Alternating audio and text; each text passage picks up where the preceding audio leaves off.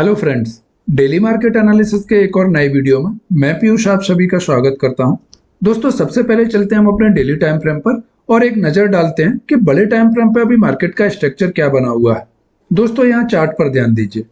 Daily time frame पे आप देखें तो पिछले 5 दिन से 1 2 3 4 5 आज 5वां दिन है जब कंटिन्यूसली मार्केट में हम रेड कैंडल बनाते हुए क्लोज कर रहे हैं और किसी भी दिन हम ना तो अपने पिछले दिन के हाई को ब्रेक कर पा रहा, ना ही अपने पिछले दिन के क्लोजिंग के ऊपर क्लोज कर पा रहा। इवन हमारा जो लो है वो भी हमें पिछले दिन के लो के नीचे ही लगता हुआ दिख रहा है। तो यहाँ हमें क्लियर समझ में आ रहा है कि ऊपर के लेवल से काफी हैवी सेलिंग हमें देखने के लिए मिल रही है। और अब हम आ गए अपने एक इंपोर्टेंट जोन पर, जो कि हमारा साइकोलॉजिकल सपोर्ट, और वो है हमारे पास 25,000 का। दोस्तों, आपको एक बात और ध्यान होगी, अगर आप रेगुलर व्यूअर हैं हमारे, तो जब मार्केट ये ऊपर की साइड में जा रहा था तभी मैंने आपके साथ डिस्कस किया था कि मार्केट में ये जो मूवमेंट आया है यह एक हेल्दी मूवमेंट नहीं है, क्योंकि मार्केट का जो नेचर है वो इस तरीके से मूव करने का है ही नहीं। मार्केट हमेशा जो मूव करता है वो एक स्विंग के फॉर्मेट में मूव करता है, लेकिन यहाँ पर मार्केट ने एक स्ट्रेट मूव किया है, जिसको देखकर हमें यह समझ में आता है कि जब भी मार्केट में करेक्शन देखने के लिए मिलेगा तो वो करेक्शन भी हमें इसी तरीके का शार्प देखने के लिए मिलेगा। और जब मार्केट यहाँ से ऊपर जा रहा था ना, तो यहीं कहीं लेवल के पास मैंने आपको बताया था कि मार्केट में अब थोड़ा सा पॉज लगना चाहिए, और पॉज लगने के बाद अगर हम ऊपर जाते हैं तो वो हमारे लिए एक अच्छा मूवमेंट रहेगा। और उसके बाद देखिए, जैसे ही यहाँ पे हमने ये जो हैंगिंग मैन बनाई है, उसके बाद कंटिन्यूसली हमें मार्केट में सेलिंग प्रेशर देखने के लिए मिल रहा है। अब कल के मार्केट की अगर हम बात करें तो ये जो 25,000 का हमारा सपोर्ट लेवल है ना, ये हमारे पास मेक और ब्रेक लेवल रहने वाला है। अगर बायर्स इस लेवल को डिफेंड कर पाए और मार्केट को ऊपर ले जाने में सफल रहे, तो दोबारा से हम जब अपने इस एरिया को ब्रेकआउट कर देंगे, जो कि हमारे पास 25,250 का, तो यहाँ से मार्केट फिर से अपने उसी डायरेक्शन में मूव करना स्टार्ट कर देगा। और इन केस अगर हमने 25,000 के नीचे क्लोजिंग करना स्टार्ट किया तो फिर यहाँ से हमारा मामला गड़बड़ हो जाएगा और फिर हमें दोबारा से मार्केट में एक सेलिंग प्रेशर देखने के लिए मिल सकता है।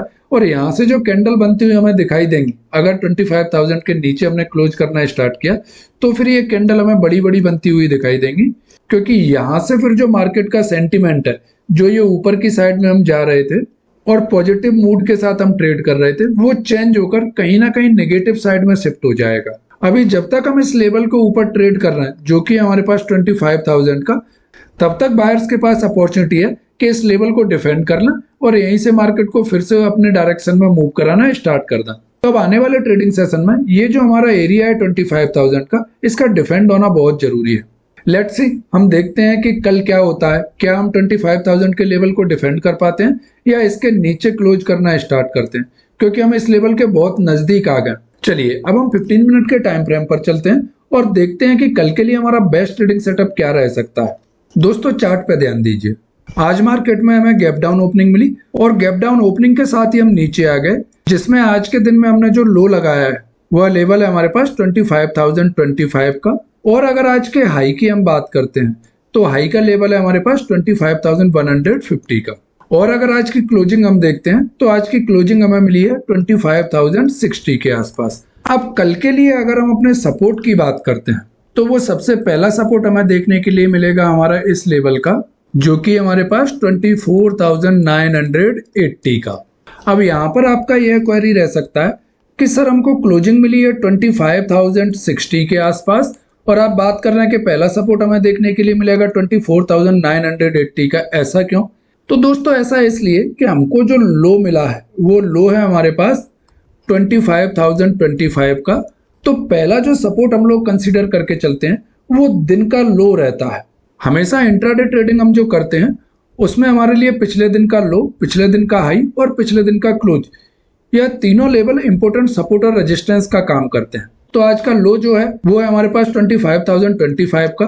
तो इनकेस अगर हम हमारे दिन के लो के ब्रेकडाउन पर ट्रेड लेने के लिए ट्राई करते हैं तो जस्ट नीचे हमारे पास साइकोलॉजिकल सपोर्ट अवेलेबल है, जो कि हमारे पास 25,000 का, और यह हमारे लिए मेक और ब्रेक लेवल है। तो मैंने इसलिए इस लेवल के ब्रेकडाउन को थोड़ा सा अवॉइड किया है। हाँ, इस लेवल को अगर हम चाहें तो एक रिवर्सल के तरीके से यूज कर सकते हैं, कि जैसे कि हम इस रेंज में कहीं गैप अप ओपन हो जाए और गैप अप ओपन होने के बाद जब इस लेवल को अप्रोच करें, जो कि हमारे पास 25,000 का, और यहाँ पर आकर हम एक अगर डब्ल्यू पैटर्न बनाते हैं तो यहाँ से मार्केट में एक बार हमें बाइंग आती हुई दिख सकती है, तो इस लेवल को हम रिवर्सल के लिए यूज कर सकते हैं। लेकिन कंफर्मेशन वाला ब्रेकडाउन ट्रेड अगर हमको चाहिए तो हमें थोड़ा सा वेट करना पड़ेगा, और ये जो 24,980 का लेवल है उसके प्रॉपर ब्रेकडाउन पे अगर हमको कोई सेलिंग का ट्रेड मिलता है तो वो हमारे लिए थोड़ा सा ज्यादा सुटेबल रहेगा, क्योंकि तब तक हमको एक प्राइस एक्शन मिल चुका होगा, और जब हमको एक प्राइस एक्शन मिल जाता है तो कहीं ना कहीं हमारे पास एक इंडिकेशन रहता है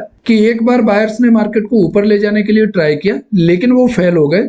तो अब यहाँ से हमें सेल का जो ट्रेड है उसमें ज्यादा अपॉर्चुनिटी रहेंगी कि मूव हमें थोड़ा बड़ा मिल जाए और सस्टेनेबल मूव मिले।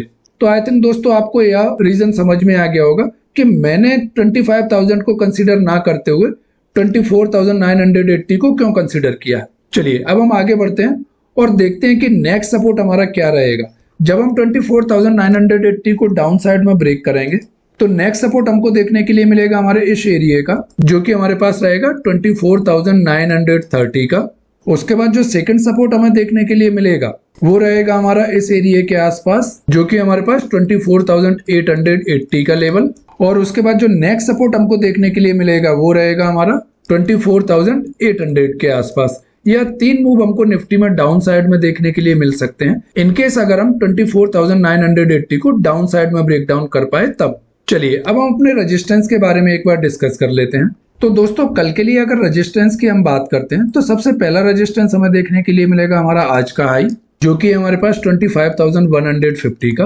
अगर कल हम फ्लैट या थोड़ा सा गैप अप भी ओपन होते हैं और गैप अप ओपन होने के बाद अगर इस लेवल को ऊपर की साइड में ब्रेकआउट कर देते हैं तो आप देखोगे फर्स्ट मूव में हमें जो रेजिस्टेंस देखने के लिए मिलेगा वो रहेगा हमारे पास इस एरिया का, जो कि हमारा 25,200 का। अगर हम इस रेजिस्टेंस को ब्रेकआउट कर देते हैं तो नेक्स्ट रेजिस्टेंस हमको देखने के लिए मिलेगा हमारे इस एरिया का, जो कि हमारे पास 25,250 का लेवल।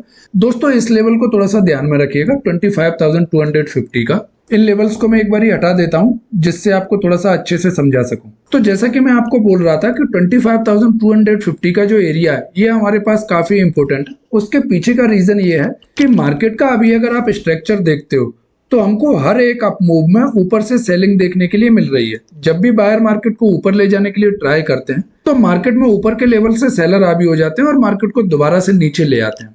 तो आप इस लर्निंग पॉइंट को थोड़ा सा नोट डाउन कर लीजिएगा कि अब अगर मार्केट को ऊपर जाना है तो हमारे जो पिछले दो स्विंग्स रहते हैं उनको जब हम ब्रेकआउट कर पाते हैं तो वहां पर हमारा ये जो मार्केट का स्ट्रक्चर बन जाता है वो ब्रेकआउट हो जाता है। इसको हम चेंज ऑफ स्ट्रक्चर बोलते हैं कि अभी ये जो मार्केट डाउन साइड में आ रहा है ये स्ट्रक्चर चेंज होकर फिर से ऊपर की साइड में शिफ्ट हो जाएगा।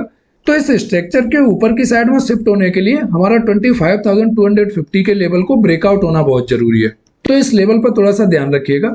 अगर हम 25,250 को ऊपर की साइड में ब्रेकआउट कर पाते हैं तो फिर नेक्स्ट मूव हमें थोड़ा सा बड़ा देखने के लिए मिल सकता है, और उस मूव में हम जा सकते हैं अपने थर्ड रेजिस्टेंस के पास, और वह रेजिस्टेंस है हमारे पास 25,330 के आसपास।